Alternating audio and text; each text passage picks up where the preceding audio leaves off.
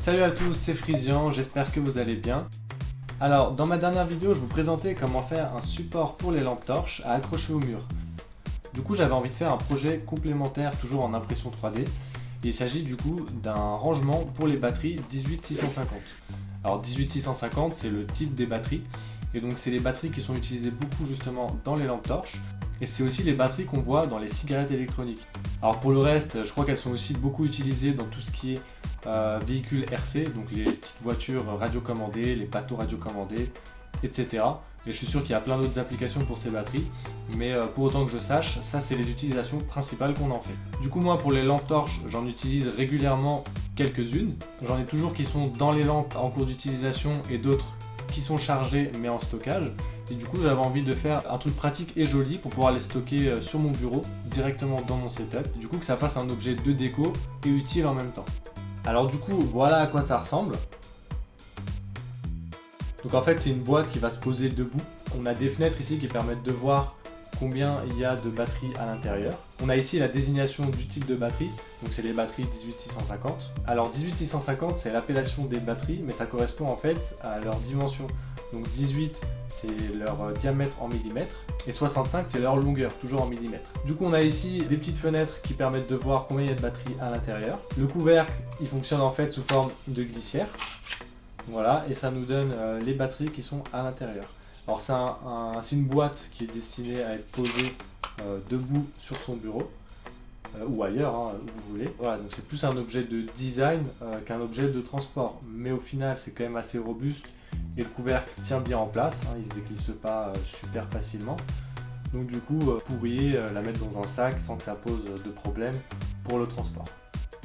Alors voilà à quoi ressemble le résultat. Du coup, on a la petite boîte avec le rangement de 4 batteries dedans. On a du coup ici le 18650 qui donne la désignation des batteries. On a les petites fenêtres ici qui permettent de voir combien on a de batteries dans la boîte. Alors on voit qu'ici c'était la face qui était collée au plateau, et pour le couvercle c'était la face du dessus qui était collée au plateau. Je trouve que c'est sympa parce que ça donne un petit effet de texture différent entre les deux parties. Alors du coup pour l'ouvrir c'est simple, on a une glissière ici, donc ça part vers le haut et ça nous dévoile les batteries qui se trouvent un petit peu penchées à l'intérieur.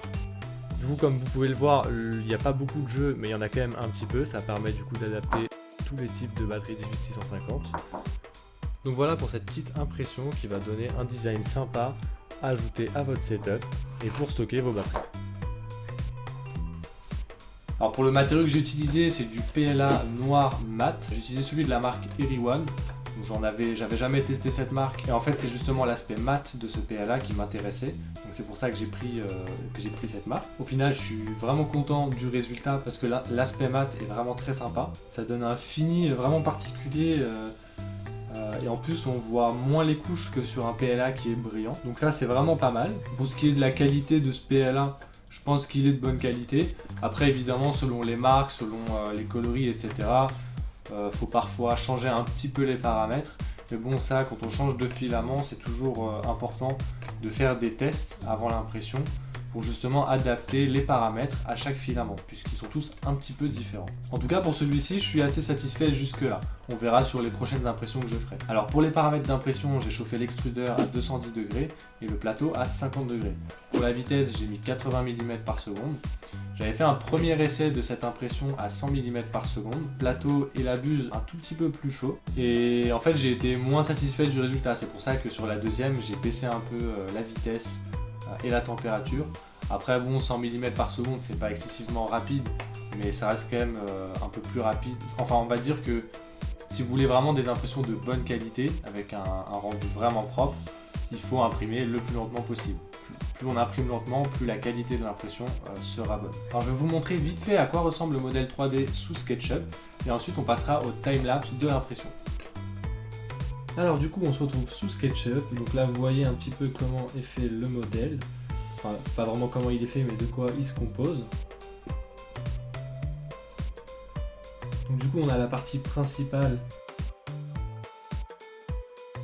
qui fait le corps du modèle, donc, du coup c'est là-dedans que vont venir se loger les batteries. On a la petite gravure du 18650 qui se trouve ici. Là, on a du coup le couvercle.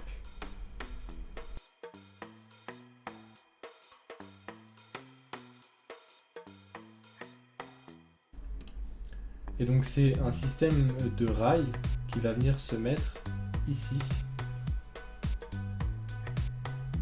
et descendre jusqu'en bas. Là on voit bien les petites fenêtres qui permettent de voir à l'intérieur combien il y a de batterie.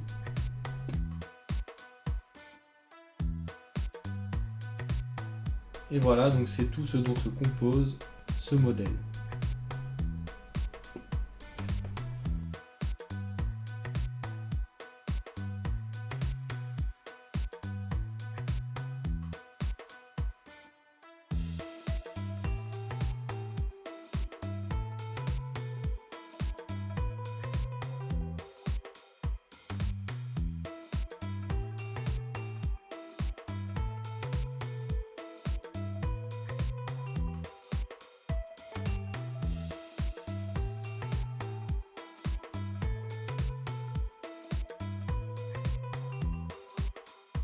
Voilà, j'espère que cette vidéo vous a plu, vous avez trouvé ça intéressant. Si c'est le cas, n'hésitez pas à le préciser dans les commentaires, à liker la vidéo et vous abonner.